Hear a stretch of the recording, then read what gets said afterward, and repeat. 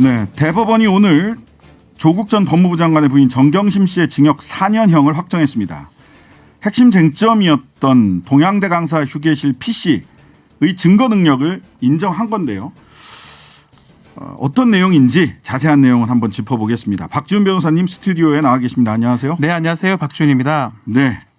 먼저 오늘 판결 내용부터 좀 간단하게 정리 좀 해주시죠. 많은 분들이 알고 있기 때문에 입시 비리 등 여러 가지 혐의 또 관련해서 2심에서 징역 4년 벌금도 나왔었는데요. 대법원에서 법률적인 다툼을 하기 위해서 상고를 했었는데 결론적으로는 상고 기각이 됐습니다. 정경심 교수가 패소를 하게 되는 거고요. 네. 그 중요한 내용 중에 하나가 지금 계속 얘기하고 있는 동양대의 강사교실의 P씨의 증거 능력 부분이 마지막까지 쟁점이 됐었는데 네. 결국 대법원의 지금 판결로는 그 P씨의 증거 능력이 인정된다라고 지금 확정이 된 그런 상황입니다. 그러니까 지난번에 그 조국 정경심 두 분 그렇죠. 1심 재판에서 두 사람 1심 재판에서 이 동양대 P씨 그다음에 이 하드디스크 네.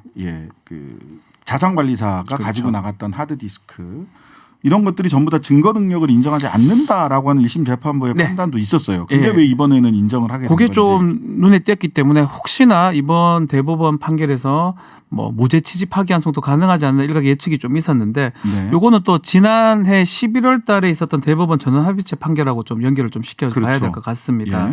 예컨대 제3자가 피의자 그러니까 압수 대상의 소유 PC 같은 걸 임의로 제출할 때 제3자가 제출할 때는 그 피의자가 소유자가 맞다면 그 사람의 참여가 된 상태에서 제출해야 된다. 이른바 네네, 피의자의 그렇죠. 참여권이 인정돼야 되고 그게 포렌식 할 때. 그렇죠. 예. 포렌식 할 때 만약 참여가 안 된다면 증거 능력이 부정돼야 된다는 대법원 전합의체 판결이 있었습니다. 그랬죠. 그 직후에 이 사건하고 유사하긴 한데 이 사건은 다른 조국 전 장관하고 정경심 교수 공범으로 재판받고 있는 네. 1심 재판에서 네. 이 판결을 좀 채용을 해서 12월 26일입니다. 음. 동양대 PC에서 획득한 증거로 채택하지 않겠다라고 결정을 했고요.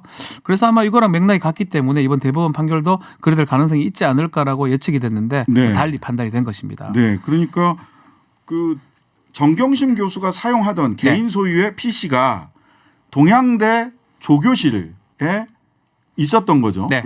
그 강사 휴게실인가요? 그렇죠. 네. 휴게실에 한 3년 정도 있었는데. 그렇죠. 그게 좀 딜레마인 거예요. 예, 예. 이 대법원 판결은 뭐냐면 정경심 교수 거기 때문에 PC를 압수할 때 정경심 교수 불러서 하는 게 맞다라는 게 지난 11월 달 판결인데 이번 증거 능력 인정한 대법원 지금 상고 기각 판결은 3년 정도 있었기 때문에 정경심 게 아니다. 아니다. 그냥 옆에 있는 처장이나 이런 사람들이 보관하고 있는 거기 때문에 그 사람들만 와도 큰 문제가 없다라고 지금 판결을 내린 것입니다. 그러니까 제출도 내가 그 3년 정도 있었기 때문에 그 PC의 소유권이 정경심 교수 것이 아니기 때문에 네.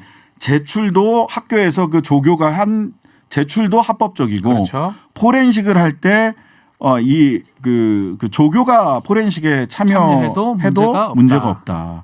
근데 여기에 좀 문제가 있지 않습니까? 그 제가 이거는 사실 저희가 판결에 대해서 앞으로 분석이 좀 필요한 부분 같은데 네네. 3년이라는 시간이 있었기 때문에 소유자가 그것을 바뀌었다. 관리 못한다는 것도 있는데 한편으로는 예. 좀 맹점이 있어요. 예, 맹점이 있더라고요. 뭐냐면 3년간 무방비된 거거든요. 그렇죠. 훼손의 염려가 상당히 많죠. 이런 부분들을 대법원이나 법원에서는 좀 판단을 못했던 게 아닌가 생각도 또 들어요. 네, 그러니까 지금 박 변호사님께서 말씀하신 게 이런 겁니다. 그래, 정경심 교수가 3년 전에 갖다 놓고 3년이 지나서 소유자가 정경심 교수가 아니라 그냥 학교가 동양대가 보관자였어요. 네. 보관 관리자였어. 근데 보관 관리하는 과정에서 누군가 그 컴퓨터에다가 파일을 막 갖다 집어넣었어요. 또는 바꿔놓기도 하고. 그럴 가능성이 있잖아요. 근데 그 부분에서 증거가 나왔을 때 포렌식에 정경심 교수는 참석 안 해도 되고 네. 그거는 유죄 증거로 또 정경심 교수의 유죄 증거로도 사용할 수 있다. 실제로 좀 그 부분이 맹점이라서 이게 제가 비어요 거기가. 비었어요. 예. 그러니까 논리적으로는 맞아요. 제일 논리적으로는 뭐 3년 정도 줬으면 소유자 아니지 않느냐, 소유권이 넘어간 거 아니냐, 보관자만 와도 되지 않느냐라고 했는데 네. 그 3년이라는 게 그 안에 훼손될 가능성이 매우 있는 거거든요. 그렇죠. 그래서 그 부분을 지금 앞으로도 저는 뭐 다툴 수는 없습니다. 이걸 다툴 수는 없지만 형식상 뭐 대법원에서 그래서 확정이 다툴 수는 됐기 때문에 없지만 그 부분은 추후에도 좀 논란이 되지 않을까 생각이 듭니다. 네. 다시 뭐 이렇게 다시 한번 정리를 해서 말씀드리면 3년 동안 그래 소유자가 3년이나 그 동양대 PC를 동양대에다가 강사 휴게실에다가 갖다 놨으니까 소유권은 더 이상 없다. 네. 정경심 교수 소유자라고 인정을 했으면 가서 하지 않으면 불법입니다. 불법이 되죠. 불법이 되죠. 그럼 보관자 인 사람이 그 조교가 포렌식에 참여를 했으니까 합법이다라는 논리인데 그 3년 기간 동안에 PC에 흔히 우리가 얘기하는 무결성이라고 하잖아요. 그렇죠. 변경이 없는 무결성을 누가 그러면은 검증을 해야 되냐. 그 부분이 비어 있습니다. 비어 이거는 있어요. 맹점입니다. 뭐 앞으로 뭐 전원합의체 판결로 일단은 이 증거 관련된 판결을 내려놨지만 이 부분은 앞으로 채워져야 될 부분이다라고 말씀을 드리겠습니다. 네. 자, 이렇게 되면 네. 이 조국 전 장관 재판부도 1심요? 예, 네. 1심 얼마 전에 네. 이거 동양대 PC 이거는 증거 채택하지 않겠다. 증거 능력에 문제 있다라고 얘기를 했던 이것도 그 결정이 좀 변경될 수 있는 바뀔 거 아닌가요? 가능성도 있죠. 그렇지만 뭐 1심이 이 신급에 구속되긴 하지만 1심이 뭐 판단한다 해도 큰 문제는 없습니다. 근데 네. 이미 지금 대법원 판결이 이렇게 나왔고 네. 또 검찰이 기피 신청을 지금 한 걸로 알려져 있거든요. 네네. 그런 것들 뭐 고려했을 때 이 바뀔 가능성도 지금 배제할 수 없다. 또 재판부 변경의 가능성도 있고요. 예. 그래서 아마 그 달리 판단될 여지가 좀 있어 보입니다. 아까 왜냐하면 같은 거니까 증거가 그러니까요. 지금. 다시 잠깐만 말씀을 드리면 아까 그 무결성이 해쳐질 그러니까 이 보관하는 3년 기간 동안 소유권을 포기했다. 소유권이 없어졌다. 정경심 교수가 보관하는 3년 동안에 이게 무결성 즉 파일 그 안에 있는 파일이 변경될 가능성에 대해서 맹점이 있다라고 그렇죠. 이제 박 변호사님께서 말씀해 주셨잖아요. 근데 그거를 이미 제출 받는 압수수색하고 이미 제출 받는 과정에서 이거를 이미징 한다고 하죠. 거기 네. 있는 파일을 꺼내가기 위해서 그대로 꺼내가기 위해서 그 이미징 절차에도 네. 문제가 있었다라는 지적을 변호인들이 했었잖아요. 계속 했었죠. 뭐 네. 시간이 안 맞다 한다든지 다 알려주지 않는다든지 이것도 2심에서 또 알려지기도 했고요. 그다음에 이 USB를 네. 먼저 꽂았다라든지 그렇죠. 뭐 이런 등등의 무결성과 관련된 쟁점이 분명히 2심에서도 2심에 계속 있었거든요. 다툼이 있었습니다. 그렇지만 예. 뭐 그 부분을 좀 판단하지는 않았고요. 그러니까 그 부분을 판단을 하지 않은 채로 3년 전에 갖다 놨기 때문에 소유자가 아니고 소유자가 아니기 때문에 포렌식에 그렇죠. 참여 안 해도 안 된다. 해도 문제 없다라고 그 결론이 3년 동안 난 거죠. 무슨 일이 있었는지 그걸 어떻게 보장을 할지에 대해서는 법률가로서는 여기 공백인데. 조금 우리 뭐 청취자분들이 좀 어려워할 수 있지만 뭐 저희들은 이제 법률 얘기를 하다 보니까 네. 그 부분이 좀 상당히 좀 이해할 수 없는 부분 중에 하나가 아닌가 생각이 듭니다. 네. 네. 자, 사실 그 4년이라서 이거 형량을 가지고 대법원에서 다툴 수 줄진 있는 않죠. 형당이 네. 아니에요. 근데 이제 이 권고 형량 하한선이 2년 6개월인데 1심에서 4년으로 이보다 높게 나왔고 네. 그다음에 2심에서는 또 일부 혐의가 무혐의가 있었는데 그렇죠. 무죄가 됐는데도 횡령 불구하고 범죄에서 예. 이 형량 4년은 그대로 유지됐어요. 이 벌금액이 좀 떨어졌고요. 벌금액만 떨어졌어요. 근데 사실은 요거는 추징금하고 벌금액만. 우리 재판하고도 좀 얘기를 좀 해야 될 부분이 있는데 네네. 자백이 반성이다라고 우리 법정은 많이 봅니다. 맞아요. 그래서 자백을 하지 않으면 반성을 하지 않는다.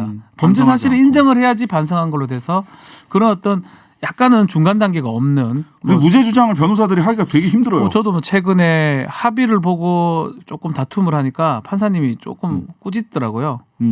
합의를 왜 봤어? 이런 식으로. 그러니까. 이렇게 다툴 거면. 그래서 사실은 저희 입장에서는 좀 걱정이 되니까 합의는 보되 또 피해자라고 생각해서 합의는 보되 법률적으로 다툴 부분은 있으니까 했는 건데 네. 뭐 어쨌든 간에 이런 게 반영됐다고 봐야 될 것 같아요.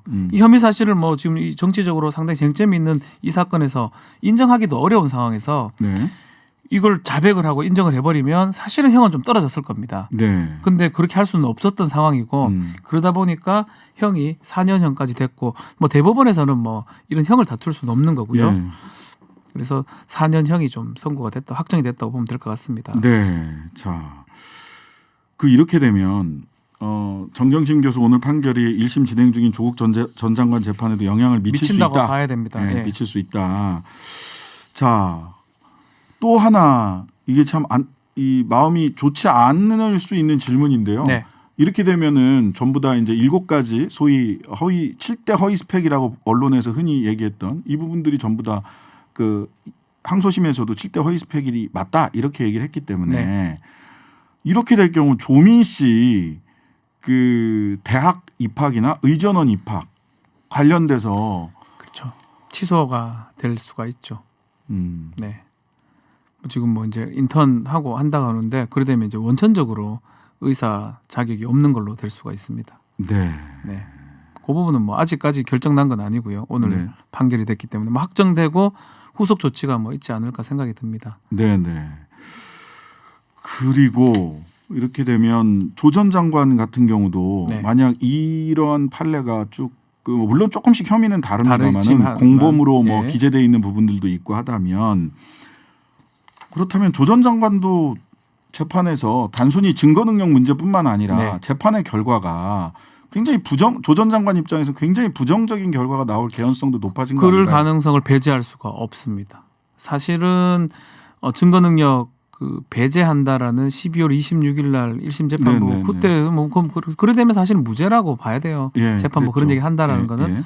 근데 이제 그 사실은 우리 아직 청취자분들이 좀 이해할 수 없는 부분이 증거가 뭐가 중요한데 이러는데 형사재판은 증거재판입니다. 그럼요. 했냐 안 했냐도 중요하지만 했다면 그에 합당한 증거가 얼만큼 있고 그 증거는 적법해야 되고 개연성 있는 증거가 있어야 되거든요. 네. 증거가 빠져버리면 암만 했다고 생각이 들어도 무죄를 할 수밖에 없는 게 형사재판의 기본적인 원칙입니다. 네네. 그 상황에서 증거가 전부 다 인정이 된다 그러면 네. 뭐 유죄가 될 가능성이 좀 더 높지 않을까 이렇게 생각이 듭니다. 네.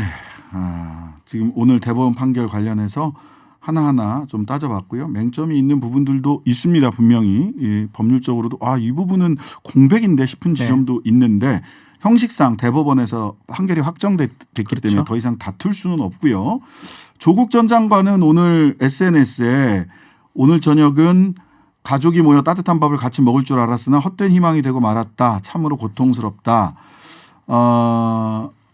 이제 나라의 명운을 좌우할 대선에 집중해 달라. 제 가족의 시련은 저희가 감당하겠다. 송구하고 감사합니다. 라는 짧은 글을 올렸습니다. 설을 앞두고. 뭐 지금 설 앞두고 여러 가지 재판이 지금 많아요. 왜냐하면 설 직전에 판결 선고를 많이 합니다. 근데 이제 보면 대다수 뭐 지금 사건 자체가 좀 진보 진영에는 좀 불리해 보이는 판결들이 꽤 많고요. 네. 또 보수 진영에서 환영할 수 있는 판결들이 있어 보이고요. 네. 뭐 대표적으로 지금 정경심 교수 지금 사건이 아닌가 생각이 들고 또 김학의 차관 사건. 관련해서는 네, 이제 뭐 어차피 파기가 됐기 때문에 무죄 취지로 네. 또 무죄 선고를 받았습니다. 네. 결국은 돌아 지금 무죄가 돼버렸거든요. 그래서 사실 좀 딜레마예요. 또 지난번에 장모 최원순 씨는 또 무죄가 됐어요. 네. 국민들이 바로 볼 때는 어떤 법적인 거는 저희가 설명을 해드릴 수 있지만 네. 어떤 받아들이는 마음은 법 감정은 그거는 과연 좀 받아들일 수 있을지는 조금 의문입니다. 뭐 저희가 뭐 법조인들이 설명을 하고 법원에서는 공보 자료를 내고 하지만 네. 그거는 뭐 글자 내용들이고 마음적으로 동영상에 있는 그 사람 과연 누구며 네. 그 사람이 지금 있는데도 어떻게 이 사람 무죄가 되며 또 어떤 편취를 하고 했던 게 분명히 있는 것 같은데 네. 저 사람 무죄가 되며 또 한쪽은 또 유죄가 돼 징역 4년을 받고 이 부분은 아마 국민들이 조금 납득할 수 없는 부분도 있지 않을까 개인적으로 생각을 좀 듭니다. 네. 자, 여기까지 뭐 어려운 자리였을 수 있는데 따박따박 조곤조곤 설명해 주셔서 감사합니다. 지금까지 박지훈 변호사였습니다. 감사합니다. 감사합니다.